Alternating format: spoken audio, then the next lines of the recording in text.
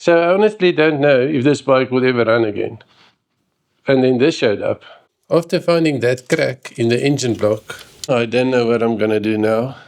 It felt like the project was falling apart. And then I read your comments. Okay, so it looks like some of you are saying, don't give up on the project. And others are saying, once the engine block is cracked, that's it. So I took it to a specialist and I showed him the crack very nicely.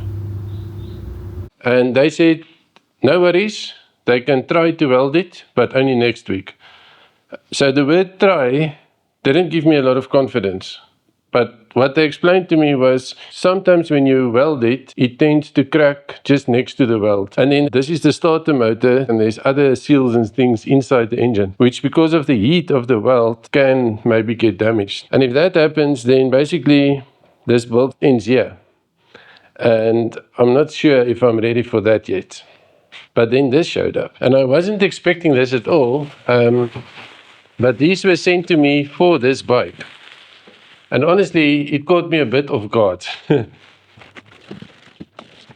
Because, like right now, I'm not even sure if that bike will ever run again.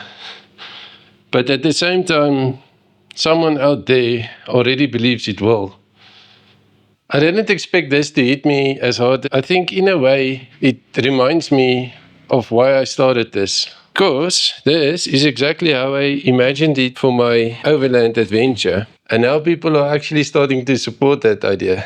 That just makes it a bit harder to just give up on this bike.